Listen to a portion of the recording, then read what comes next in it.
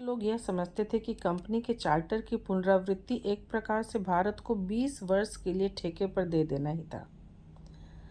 Battle of Buxar के बाद जो इलाहाबाद की संधि हुई 12 अगस्त 1765 को, क्लाइव ने निःशक्त मुगल सम्राट शाह आलम द्वितीय से एक फरमान प्राप्त किया जिसके अनुसार कंपनी को बंगाल, बिहार और उड़ीसा की दीवानी प्राप्त हो गई और उसके बदले कंपनी को 26 लाख रुपए वार्षिक मुगल सम्राट को देना था। बंगाल का नवाब अब केवल एक पेंशनर मात्र ही रह गया। कंपनी को उसे 53 लाख रुपया, जो बाद में चल के 32 लाख रुपये वार्षिक कर दिया गया था, निजामत के कार्य के लिए देना था। इस प्रकार क्लाइव ने द्वैध शासन प्रणाली स्थापित कर ली, जिसके अनुसार कंपनी दीवान थी और नवाब नाजिम।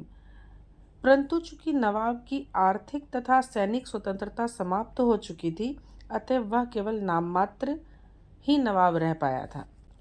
क्लाइव की व्यवस्था के अनुसार कंपनी की दीवानी का कार्यभार, जिसमें भूमि कर, सीमा शुल्क तथा दीवानी कानून व्यवस्था सम्मिलित थी, उप दीवान या डिप्टी दीवान को सौंप दिया गया।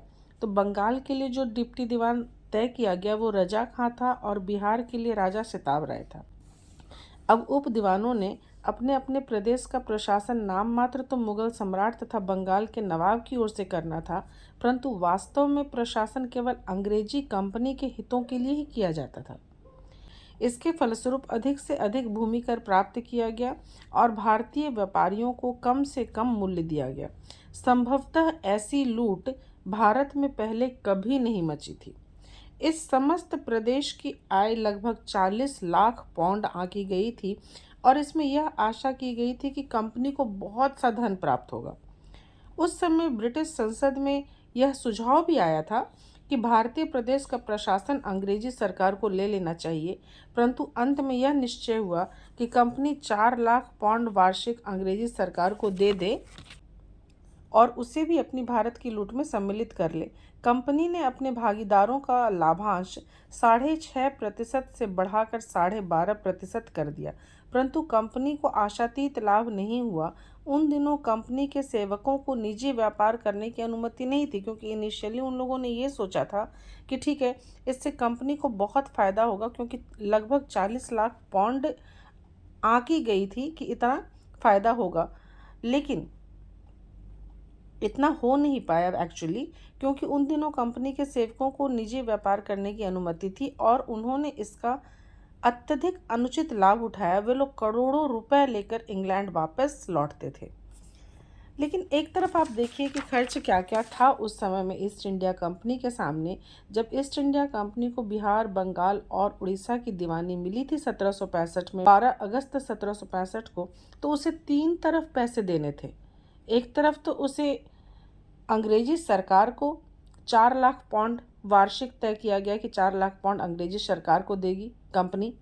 दूसरा, मुगल सम्राट शाह आलम द्वितीय को देना था 26 लाख रुपए वार्षिक।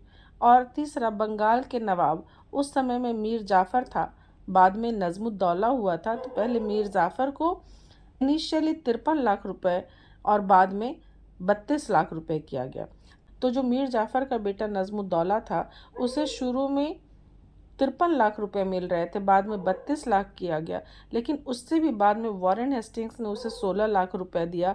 वॉरेन हेस्टिंग्स ने तो मुगल सम्राट को जो 26 लाख रुपए वार्षिक देना तय हुआ था वो भी बंद कर दिया था। तो इसी बीच कंपनी ने मीर जाफ़र की मृत्यु पर 1765 में ही उसके पुत्र नजमुद्दौला से निजामत का कार्य लेकर अपने ही मनोनीत व्यक्ति उप दीवान मोहम्मद रजा खां के हाथ में दे दिया। अर्थात वास्तविक शक्ति दीवानी और निजामत दोनों ही मोहम्मद रजा खां द्वारा कंपनी के निर्देशन में चलाई जाती थी। यह द्वैध शासन यानी डयार्की, यह शासन प्रणाली 1765 से 1772 तक चलती रही। 3 गवर्नर का नाम आता है इसमें। 1765 से 67 तक क्लाइव के अंतर्गत, 1767 से 69 तक यानी 1767 से 1769 तक वेरलेस्ट तथा 1769 से 1772 तक कार्टियर की गवर्नरी काल में चलती रही। तो इसमें नाममात्र राज्य तो मुगल सम्राट अथवा बंगाल के नवाब का था, परंतु वास्तविक शक्ति अंग्रेजों के पास थी। वो कहते हैं ना कि मुखौटा भारतीयों का था और निर्देशन अंग्रेज का।